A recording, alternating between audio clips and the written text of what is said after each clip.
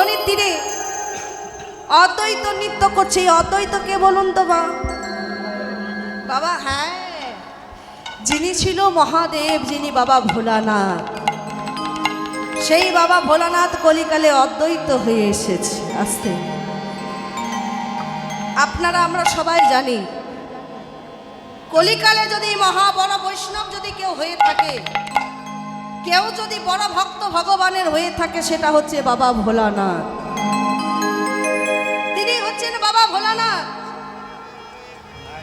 কারণ আমরা অনেক সময় বলি কীর্তনিয়া তত্ত্ব কথা বলবেন, তত্ত্ব সম্রাট অমুক কীর্তনিয়া, তত্ত্ব সম্রাট অমুক কীর্তনিয়া। তবে বাবা তত্ত্ব যে জানে, আসল তত্ত্ব যে জেনেছে, সে কখনো ঘরে থাকতে পারে না। যে ঘরে থাকতে পারে না, যে করুণ, যে ভগবানের কথা জানে, সে কখনো ঘরে থাকতে পারে না। আর সেই তত্ত্ব জেনেছে বাবা ভোলানাথ। আর বাবা ভোলানাথ তত্ত্বটা জেনেছে বলে সংসার ত্যাগ করে তিনি শ্মশানবাসী হয়েছে। আমরা সবাই জানি যে বাবা ভোলানাথের বাড়ি হচ্ছে বাবা কৈলাসে।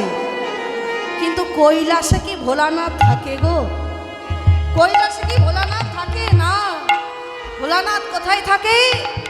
শ্মশান ঘাটে। কেন শ্মশান ঘাটে থাকে? কেন? বড় দুঃখ।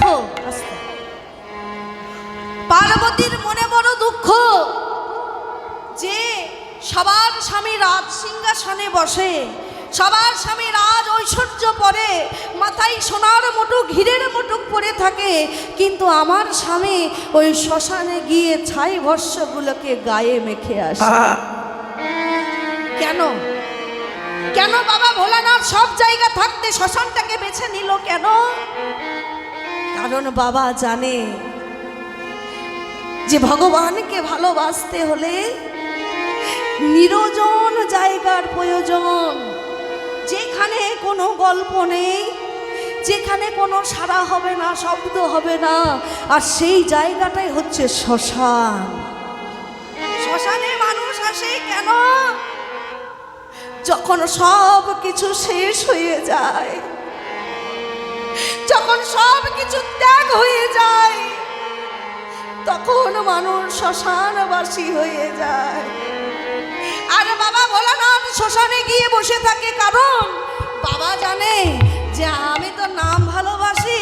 তাই শ্মশানে যখন ওই চারজন কাঁধে করে মারা নিয়ে আসে আর বলে বলো হরি, বলো হরি, হরি বলো হরি, হরি। শুধু এই হরি বলের শব্দ শুনবার জন্য বাবা শ্মশানবাসী হয়েছে।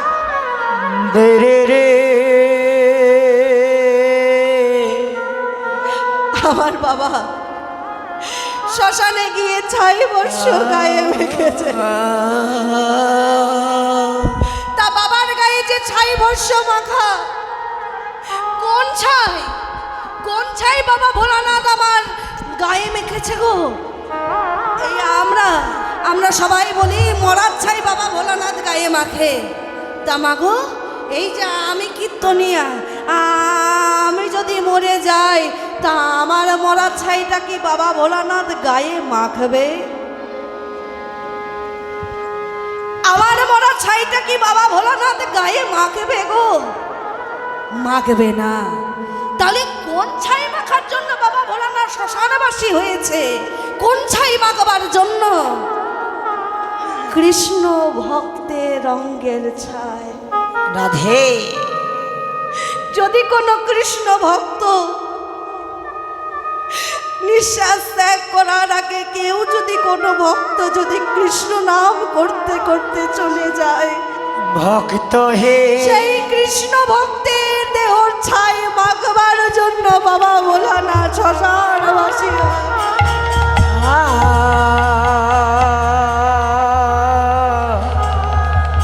সেই কৃষ্ণ ভক্ত যদি কোনো ভক্ত কৃষ্ণ নাম করতে করতে জীবন শেষ হয়, বাবা ভোলানাথ তার দুয়ারে গিয়ে বসে থাকে কখনই দেহটাকে পুড়িয়ে ছাই করবে, আর কখনই দেহ ছাইটা আমি আমার অঙ্গে ধারণ করব। কারণ সে যে কৃষ্ণ ভক্তের অঙ্গের ছাই, এই কৃষ্ণ ভক্তের অঙ্গের ছাই যদি আমি গায়ে মাখতে পারি, তাহলে আমার জীবনে জ্বালা যন্ত্রণা দুঃখ কষ্ট একটু হলেও যাবে। এবার রইল বাবার গলায় হারের মালা। আমরা সবাই জানি যে ভগবানের ভক্ত হতে গেলে গলায় তুলসীর মালা লাগে, কপালে তিলক লাগে, তবে যে তাকে বৈষ্ণব বলে আমরা মানি। তাহলে সর্বশ্রেষ্ঠ বিশ্ব ব্রহ্মাণ্ডে সর্বশ্রেষ্ঠ জগতের যদি ভক্ত যদি বাবা ভোলানাথ হয়ে থাকে, তা বাবা ভোলানাথের গলায় কি তুলসীর মালা আছে? বাবা ভোলানাথ কি গলায় তুলসীর মালা পরে? বাবা ভোলানাথ কি কপালে কি তিলক আছে? তাহলে কেন সর্বশ্রেষ্ঠ বৈষ্ণব হলো? কারণ তিনি আভরণে বৈষ্ণব নয়, তিনি আচরণে বৈষ্ণব। তিনি পোশাকে বৈষ্ণব নয়, তার চিন্তা ভাবনায় তিনি বৈষ্ণব। বাবা এই গলায় পড়েছে মা হারের মালা। কোন হার? কৃষ্ণ ভক্তের হার। যখন শ্মশানে ওই কৃষ্ণ ভক্তের দেহটাকে পুড়িয়ে ছাই করে দেয়, যখন শ্মশান থেকে সবাই চলে যায়, বাবা ওই ছাইয়ের মধ্যে যদি এক টুকরো যদি হার পায়, সেই হারটা নিয়ে বাবা আমার গলায় মালা করে রাখে। বাবা যে ফুলটা প্রিয়, বলুন তো বাবা ভোলানাথের কোন ফুল প্রিয়? আকন্দ ফুল আর ধুতরা ফুল। যে ফুল দেখতে ভালো না, যে ফুলে কোনো গন্ধ নাই, সেই ফুলটাকে বাবা আমার ধারণ করে রেখেছে। কারণ সর্বত্যাগী বৈষ্ণব বাবা ভোলানাথ।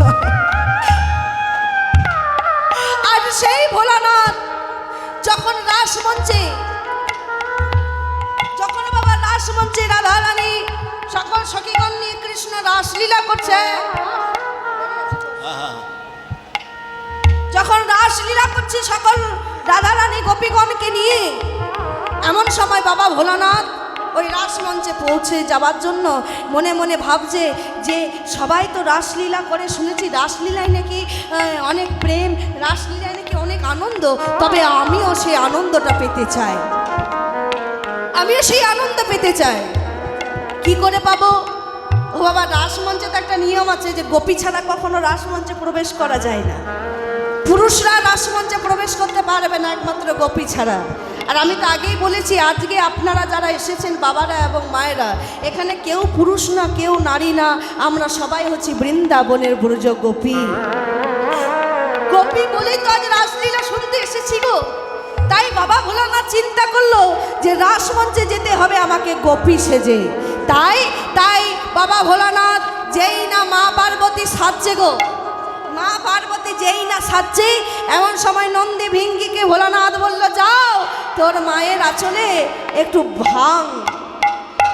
ভাং বেঁধে দে, এমন করে বাঁধবি তোর মা কোন রাস্তায় দিয়ে যাচ্ছে ওই ভাং পড়তে পড়তে যাবে, আর ওই ভাঙের গন্ধ শুনে আমি রাসমঞ্চে পৌঁছে যাব।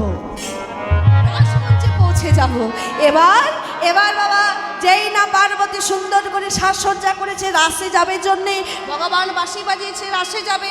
এবার রাসের পথে যেই চলে যাচ্ছে, এমন সময় বাবা ভোলানাথ বললে, এবার তাহলে আমাকে গোপী সাজতে হবে। কি করে না, মা পার্বতীর একটা বাবা শাড়ি পরেছে, মা পার্বতীর একটা শাড়ি পরে এবার গৌরী চলে যাচ্ছে, মা পার্বতী নাচতে নাচতে চলে যাচ্ছে, পেছনে পেছনে বাবা ভোলানাথ। কেমন হয়েছে সবারটা? আর নেচে নেচে যাই গৌরী, নেচে নেচে যাই।